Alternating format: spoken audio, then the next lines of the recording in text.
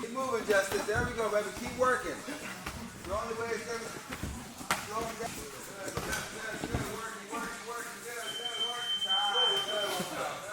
All right, so here for Preston v. Pros Part 4 with Michael, the Texas kid, Aswell. You're our first active UFC fighter we've had on the show. Currently a 10-3 record. Yeah. I think something unique about your record is I don't feel like any of your losses you've lost stock as a fighter, right? Yeah.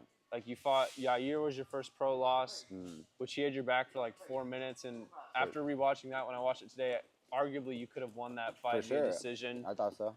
Your Contender Series fight, after that, Dana said, the second we need someone, you're coming in. And then your UFC debut, that guy looked like he had 20 pounds on you, right? Like, Yeah. and you went in the distance, and even, I thought you caught him with some really good shots, especially in the first. So, I guess what is your pro MMA journey been like so far for you, from like, starting in Fury to now, you're in the UFC? Like, what's that like for you? Yeah, no, like you said, I mean, all of my losses haven't really been, ones that even dropped your stock, or even, you can argue that I won 2 out of those 3, So I think my journey's been good. It's been fortunate than most. A lot of people had to go through some adversity, especially starting off, especially coming up. You lose 2 coming up, or you lose 2 in a row, 3 in a row, then you're kind of setting yourself back. So I was lucky to be on that trajectory where, I always knew where I was going. It felt like every time I set goals for myself, and I told myself I was gonna be here and do something, and I made it there. I told myself when I started this at 17, I said I'm gonna be a UFC fighter. And I told all my high school friends that, like, I'm gonna be in the UFC before I'm 25. Yeah. We're sitting here, I'm 24.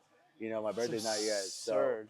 we're sitting here, and I'm checking off all these boxes I literally haven't written down since I was 16, 17 when I started this thing, and I just knew where I was gonna be. So, and I'm just glad that everything worked out, because you never know what life's gonna throw at you, right? Especially, there's so many. So what was it like getting that Contender Series call? Well, so that was pretty badass. So I got that because they told me when before my Nate Richardson fight, they said, you win this, you're gonna get the Contenders. Or like, say if I would have won that fight by decision or something, they might have not gave me the Contender. Who knows, Right. So I went out and knocked him out in the first round, crazy knockout. I knew I was gonna get the call. Like, it wasn't even a question there. Right. So I could have got called out straight there. After that. So when I got the call, it was just nice to hear that I got it. The contract was signed, and I had like a 13-week camp. Because for the Contender Series? Yeah, because I knew in like April, or like I knew as soon as I won that I was gonna be in the Contender. So I stayed in the gym. Yeah. And 13 weeks straight, never missed a day. I was best shape of my life. Pineda was getting ready for his fight against Nathaniel Wood, so he was on a 12-week or like a 10-week camp. Yeah. We had our whole camp together, probably my best camp I've ever had.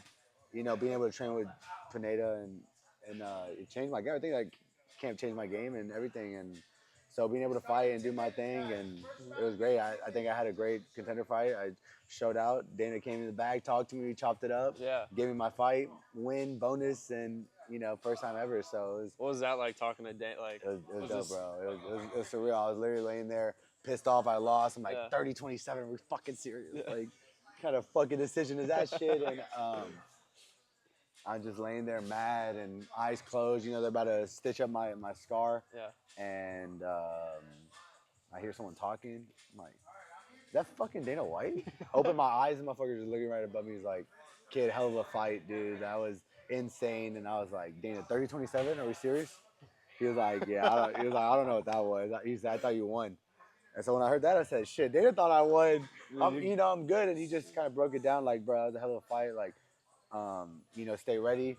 Someone's going to get hurt, and we're going to call you. You're going to be the next one up. And he announced it in front of everyone. So I'm just glad it just worked out how it did. It did take a little while, and there was opportunities where I thought I was going to get called up after the contenders, and they called someone else, and I was maybe a little confused, not sure why. And but it is what it is. Everything happens for a reason. I went out there, fought in December again, and got a win, and just showed that, whenever, whoever, don't matter, bro. I'll keep fighting.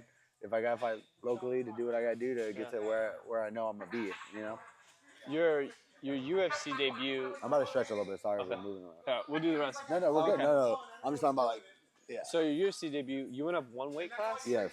It looked like he was like 20 pounds heavier than like he looked. Yeah. Well, big. so I was staying ready anyways. Yeah. They were like, hey, you never know, short notice or something. Yeah. I was getting ready for the title fight for Fury Uh-huh. with Graves, so I was kind of low anyways, and I'm already running on the treadmill. My manager is calling me, and I'm getting weird texts from my dad like, hey, you can make 155 in like this week. I'm like, that's weird, like whatever. And I see my manager calling me. I'm running on the treadmill. He's like, hey, blah blah blah got sick. You know, you want to fight this Saturday? I said, Yeah. absolutely. It's the only thing I've been waiting my whole life for. Absolutely. Like, don't matter the way. He started sending me names. He said, this and this. They're like, you know, we're getting stuff together. We're getting, just let us know. Stay by your phone. Yeah. So I was already on the treadmill. I was running. I was probably like 165, and I was fine at 55, and it kind of worked out. You know, I didn't really have to cut too much. I actually couldn't make 45 though, because I was ready to. Yeah. You know, but being able to be at 55, not have to overdo it, not have to cut too much, and it was nice, bro. So, like I said, everything's been, you know, I've been blessed, and being able just to how everything's been working out and how life's been working out, and it's been good so far, man. Can't complain. Awesome. Well, thank you. We're gonna go spar. We're late to All get warmed up. He's about to piece me up. We'll watch this. Come over. First round. Sparring.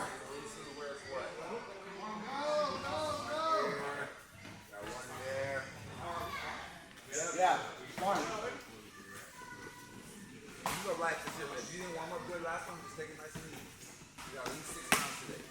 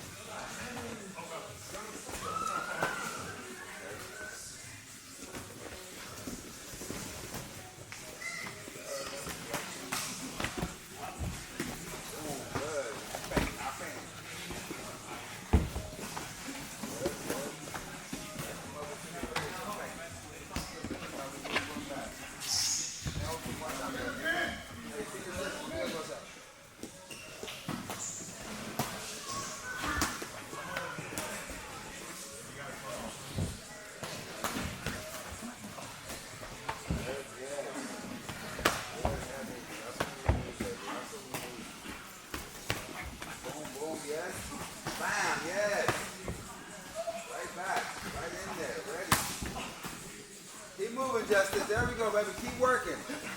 The only way it's going to slow them down.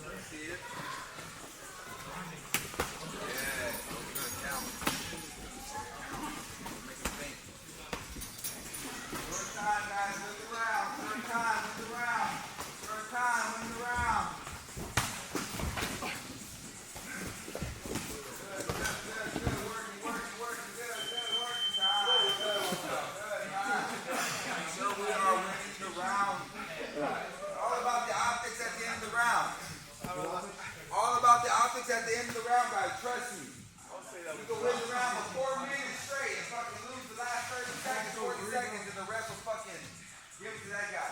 Gotta be winning those last seconds. Gotta be showing that you're winning. Gotta be showing that you're on top. Romel. Are you gonna go here? Romel.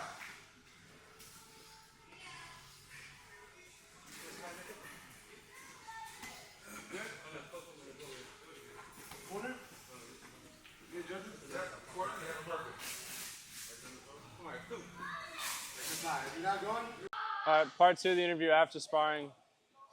Michael fucked me up. There are levels to this game.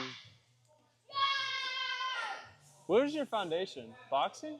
No, I started, my first ever martial art was jiu-jitsu Yeah. when I was 14, and I competed a lot. You know, I did Muay Thai, of course, just because it was right before jiu-jitsu. I'd go to both classes with Coach Solis, and that's kind of was my base. And then I just played sports my whole life. So I played football when I was 6 years old, played baseball when I was 4 years old. I was just, every sport I played, and I've always just never wanted to be okay. You know, I've always wanted to be the best on my team. I always wanted to be, you know, train the hardest. I was running hills since the time I was 7 years old, you know. I started losing weight because I wanted to be a running back and stuff. I didn't want to, you know, be a fullback anymore. So I said I wanted to be, you know, help my team win. I think I could do that, and I got the mentality and the work ethic to do that. So, yeah, so I started wrestling in high school, my sophomore year, and it kind of led me back to getting back to jiu-jitsu and stuff, went back to the gym. And then I was playing football. I think I was going to go play D1 and stuff. I didn't really grow, didn't really mold into that. And just remember Coach Saul pulled me to the side and just told me, like, I see something in you. I see something special. And there's a guy who trained Tito Ortiz, you know, someone trained Rigo Rodriguez, some of the best, the world champions of the game that started this thing, you know what I'm saying? So he doesn't mess around. He don't play around. And if you know him, he was mean. You know, like he would literally to a random person in a normal like Muay Thai class, beginner's class. Like, that's fucking garbage. That's terrible. It's shit. It's fucking terrible. Like, get the fuck out of my class. It's like, you know, like, he's mean motherfucker, but it molds you. It molded me to who I am today. You know what I'm saying? Happy late birthday. It was his birthday yesterday, actually. So, RP to Coach. But, yeah, man. So I started fighting at 17. I had my first fight. And that was it. You know, I just kind of had the same mentality where, you know, he told me where I was going to be. I was in Jacob Silva's contender series corner, and I'd be with Coach, and I'd be walking down, and he'd say, remember this, because it's going to be you one day. Yeah. And then I had my contenders fight. Right. It was me one day. So I was ready. I've been there before. You know, I've seen it before. You know, I've been in a couple of corners. Coach let me be in Giannis' corner when he was sick, you know, and I went there, made that walk, said, remember that walk, it's going to be you one day. Just made my UFC walk, you know, and it was familiarity. I've been there before. I've done it before, you know, so it wasn't new to me. It's like I've been there before. I already been here. I've seen it. It was just actually happening. It was my turn. I was making the walk. It was my name on the name, on the jersey and stuff. So a lot of hard work, man. A lot of time. 8 years in the game. It's a long time. I started when I was younger, you know, and just blessed to have people around me. When Coach passed, went to Kansas City, had some good training partners. You know, trained with a lot of UFC dudes in my weight class. and I was like 5-0, 6-0. I was kind of seeing where I was, checking my levels, and I was damn near right there. Yeah. You know, so just seeing it, knowing it, and how close I was, and coach laid out the blueprint for me. You know, he told me it was gonna happen. And this dude was always right. I swear to God, he was always right. You know what I'm saying? And everything that's happened, he told me it was gonna happen. You know, so it sucks, you know, that he's not here to be doing it with me, but I got a great team with me. You know, I found 4 ounce luckily about a year and a half ago, and it's probably been the best year and a half of my life, and we've had the best fights I've ever had, and nope. And, you know, put on some of the greatest performances of my life, and for the fans and people have seen it, and so it's been great, man. I love who I'm with, you know, being able to be next to Josh, being backstage, being with him, hanging in, chilling. Again, he'd be like, Josh is telling me, yo, this is going to be you. Enjoy this. You know, we walk around, and he's like, hey, little man, if you want, sit right here, but come on.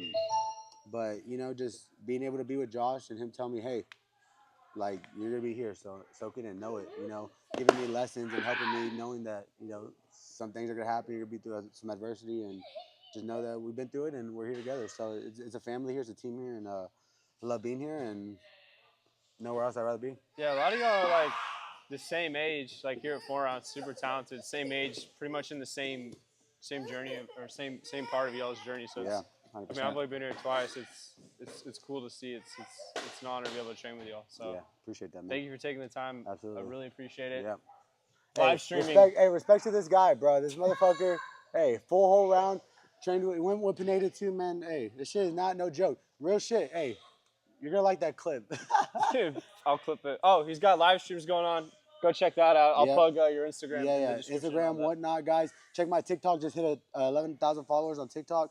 Post a lot of behind the scenes shit. It's dope ass stuff. So y'all tune in. I'm about to be going live on Kick Gambling if y'all into that too. So y'all stay tuned. We got a lot of cool things moving, bro. All right, appreciate it. Thank you.